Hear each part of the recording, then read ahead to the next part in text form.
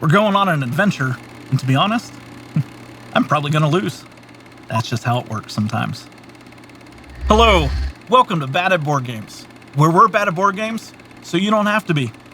I'm Toph Ferguson, and today I'm going to be talking about one of my recent additions to my solo board game collection, Friday.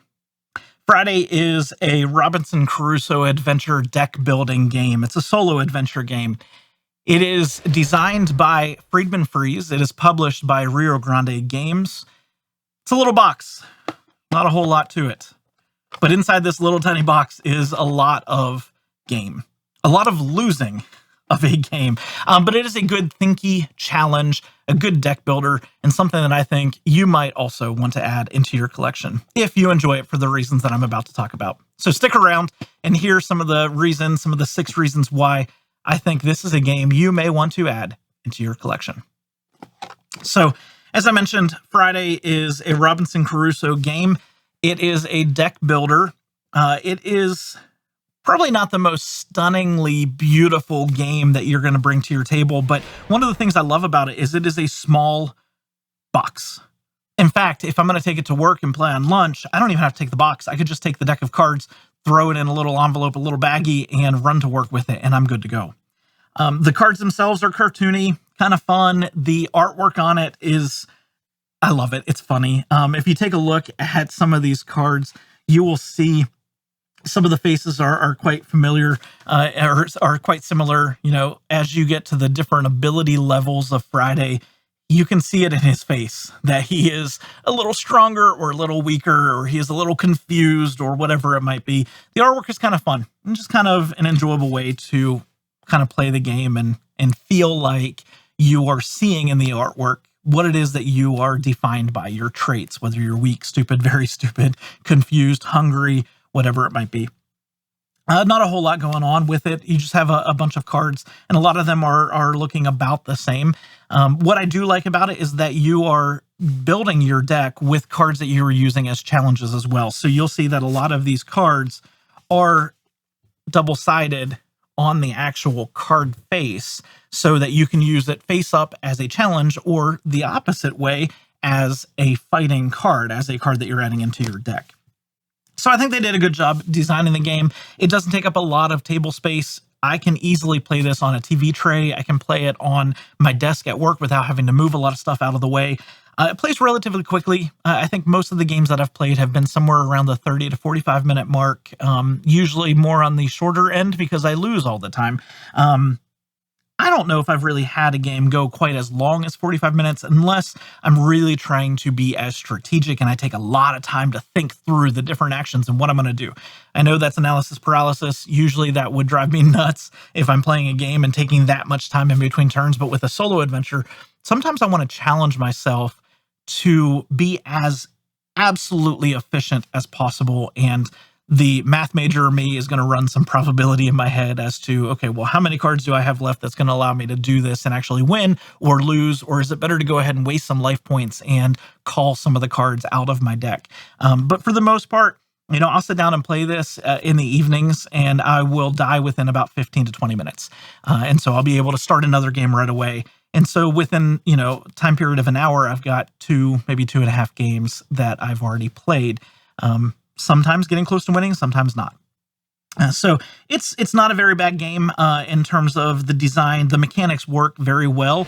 As I mentioned a couple times, it's a deck builder game. It's also a push your luck game. So you are going to really be trying to figure out how are you going to win some of these challenges by balancing the amount of life that you have to spend in order to have a little bit more in your tool shed to be able to pull out and say, okay, well, here's another card. It could be positive, it could be negative. Do I want to spend the life to pull it out? Yes. Okay, maybe I do. Okay, well, now I'm a little bit closer to my goal, or I'm further away from my goal. Do I go ahead and risk more life points to be able to do it again? Or do I spend those life points and call the deck? So the push your luck aspect of this is very good. That's usually how I end up losing, because in the beginning of the game, I play very conservatively. In the end of the game, I try to push my luck a little bit more because I know I want the better cards to be able to fight against the pirates as they're coming in. It does have a bit of a race to it. I do like the timing mechanic in the game is going to be based on your challenges you have. You're going to play through that deck 3 times, and after your 3rd time, when you have no more cards to be able to draw, you are going to fight the pirates, which is the 4th phase of the game, and they are extremely difficult to be able to overcome. So it is a timing mechanic. I also like the fact that as you go through your deck, you're not just shuffling and moving to the next phase, you're actually adding into it aging cards. Kind of the theme fits into this game. You're going on these adventures, you're exploring this island, you're alone on this island. What are you choosing to do? And the further that you're on that island, the longer you're there, the older you're going to get. And those aging cards, let me tell you, getting old sucks. These cards are terrible and they add awful things into the gameplay. So it's kind of fun to see them when they pop up and completely wreak havoc on all of your plans. So the mechanics of it, the way that they have been through the deck building aspect, the push your luck aspect, a little bit of the hand management of how you're going to utilize the cards in this deck and the special abilities that those cards have, it plays well. It plays smoothly. And for a solo small game, you can't ask for much more than that. So that is a great thing with it. Looks good. It plays well. All around a fun little game. Things I love about it, in addition to what I've already discussed, I really do like the ability to manage my life points in a way that could help me, which thematically I think also helps. You know, if you think of this as a Robinson Crusoe adventure and you think of yourself alone on this island, you think, you know, I might really want to try again to, I don't know, fight the wild animals that are coming, or to go on this adventure to explore this part of the island. I didn't do so well to begin with, but I think I'm going to try it again. And to do so, it's going to make me a little bit more tired or more weak. And so I am going to spend some of those life points to do it. It just works well. The theme just kind of adds into it. Probably the biggest thing I like about this is that it is a thinky game, not an overly complex game, but a thinky game that can be done in, 20, 30 minutes. Or if you really want to, like me, run probability in your mind as you're playing the game, maybe it takes you up above that time into the 35, 40 minute range. I like that it's small and I can play it at home. Things I don't like about the game, it is overly difficult to begin with. And I think that can be a put off for some people. When I first started playing this game, I lost immediately. That's not a bad thing necessarily, because I'm used to being able to have games that I've got to figure things out. If you're not a gamer and you start playing this game right away, you will find that your starting deck is downright awful. It is mainly full of zeros and negative ones. You do have a couple positive cards, but that's about it. Most of what you have is value 0. Most of what you have is going to hurt you in your attempt to be able to get some of these challenges. There's a little bit of luck involved with it too. It is a deck builder. You are pulling cards, but also in your adventures, you're choosing 2 cards. You're choosing which of those 2 card adventures you want to go on. If you have 2 terrible adventures, 2 adventures that are overly difficult to be able to do, you're done. That in itself, you have no way of choosing an easy adventure or a difficult adventure. And if you watch my playthrough, you will see that in the beginning of the game, I was pulling 2 of the exact same cards. So I was going on the exact same adventure, whichever card I chose, which when it was easy was okay. But when all of a sudden it became a challenging hazard I had to overcome, it was very difficult to do. And so that's just the game. That's how the game works, but there is a little bit of luck. So if you are somebody that does not like a lot of luck, if you like to play strategically or tactically and you don't want that luck drawn into it, you are going to get some luck in this game. Now, you're able to react to that pretty well, but if you don't like luck, you're going to get a little bit of luck in this game, and that's probably going to put you off from enjoying it as much as you really could enjoy it.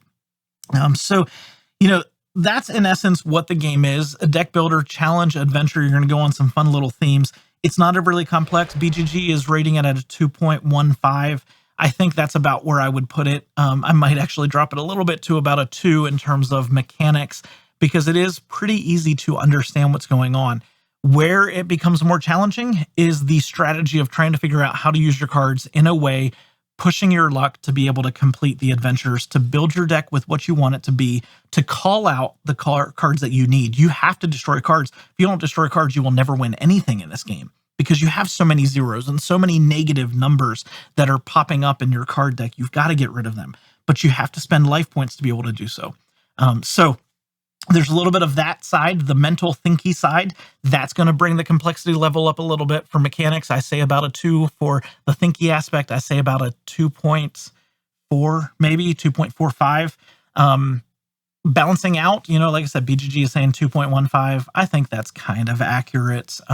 Take it for what it is. If you like the thinky things, this is going to come a little bit more naturally to you. If you don't want that thinky puzzle and you want to just go on an adventure of drawing cards and playing them, maybe this is not the game that you'd be interested in.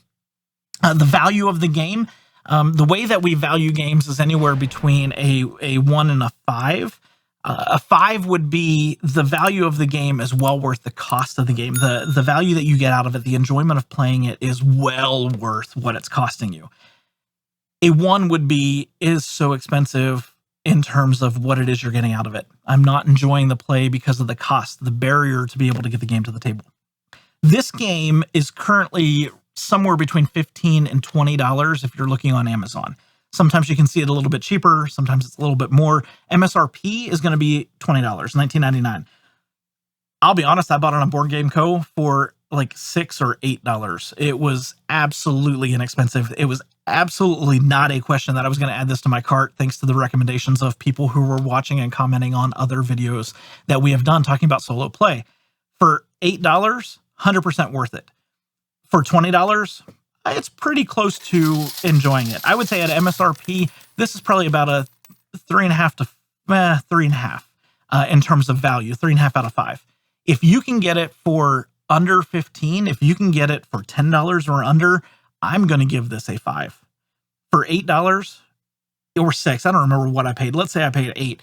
It is 100% worth what I paid for it. I would say I have gotten more plays in this game over the last couple months than any other game that I have. This has been my #1 played game. I played it over and over and over again. It does not get old. I enjoy it more. And every time I play it, I learn more about how I can be a little bit more efficient and I want to play again.